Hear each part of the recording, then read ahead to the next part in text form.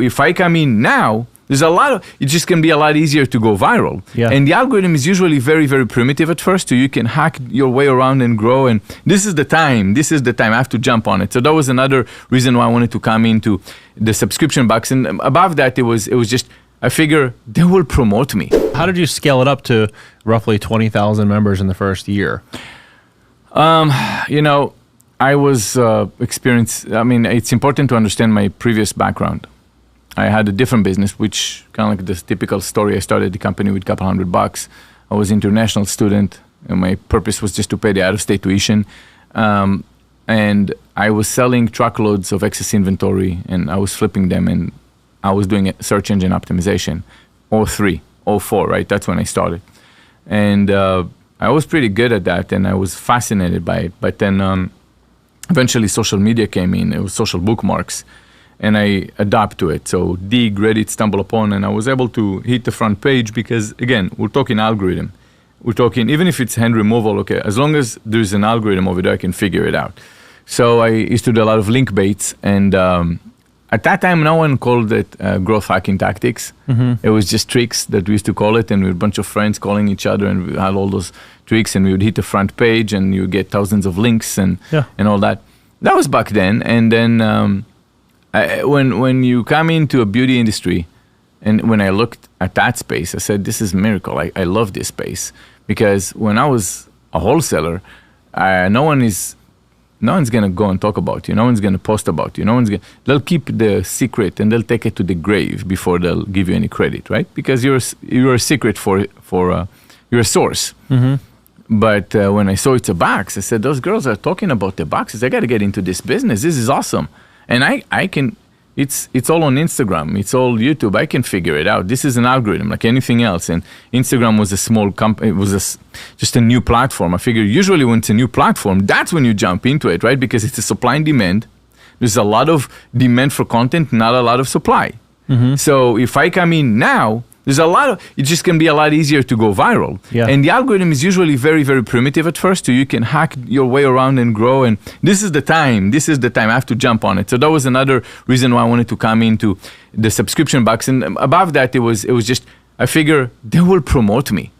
Nowhere, all those years when I had my liquidation company, no one is going to promote their supplier. Over here, like, this is paradise. You kidding me? Let me go.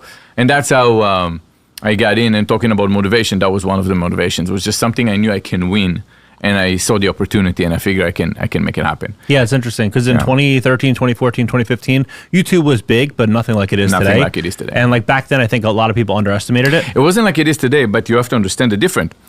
Back then, someone with, say, 2 million followers or 1 million followers or 500,000 followers were so relevant. They would sell out. I mean, people's websites were crushed. If it is, I like this product. Those don't happen anymore because now people have filters. They understand they're being sold to. Mm-hmm. At that time, it wasn't. It was just a girl talking about makeup from her dorms or something like that, and they believe everything she said. So if suddenly someone go and say, hey, do you mind promoting my... First, you would respond to your email, which was rare because today, now it's not. No one have agents and who are you? But they would respond to you. The second thing is, they would just, you're going to send me a free box? Thank you. Try to do that today. That's just not happening, right? Right. So you start early, and also it was easy to find, because you come in as a marketer, you can tell the winners, like the future winners, right? So you can tell who's going to win. And I was looking at Kathleen Lights, and I remember Kathleen Lights. Now she has about 4 or 5 million followers, and I remember I was working already with a couple hundred YouTubers when I started, and I noticed that she always get good engagement, but what I noticed with her was that something about her editing, we're talking 2014, okay? How do you go viral on YouTube? Well, I figure it's gonna have to be about the engagement, the duration. If I was to write the code and I wanna know that the videos that get the best engagement, meaning you stay the longest, would give me would get all the juice, right? So I figure, all right, something about her videos are different. She's very charismatic, but there's a lot of charismatic and pretty girls, but something about her, and I didn't understand at first why, so I kept looking, why is she getting high engagement every time? And I said, it's not because of her consistency. And then I noticed her editing. I said, every 2 seconds she had a cut. She would cut every 2 seconds. So she would take out all the and then you would see her head moving all the time. So it would stimulate you. And I said, okay, she's going to go. So I said, all right, she was the first person I signed a contract with. I said, 3 years. You're going to be in 1 million subscribers. You'll see. And yeah, I mean, in 3 years, she was way more than 1 million. Well, I was thinking it's 1 million. It was much more. And the idea was to find the big ones early on and the relevant ones early on. And, it was, again, you use your experience in the past. And those are skills that help you grow. Now, this is all nice. But if we were not focused on getting better products, all that is out the window. Right. Because just like they're going to promote you, they're also going to trash you. And people research. So this is not like a wholesaler that nobody knows anything about you. This is different. This is the other way around. If it's not a good product, don't even try. Don't even promote your box this month. Just stay quiet. Wait until next month. Don't send any boxes to any influencers because you're going to get trashed. And it takes a while to get out of a hole.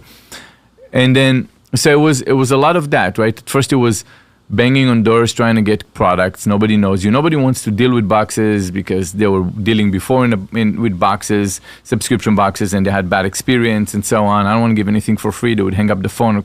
We'd call again like, no, but we pay. And like, how do you pay? Or we don't want to do sample size, but we do full size and we pay.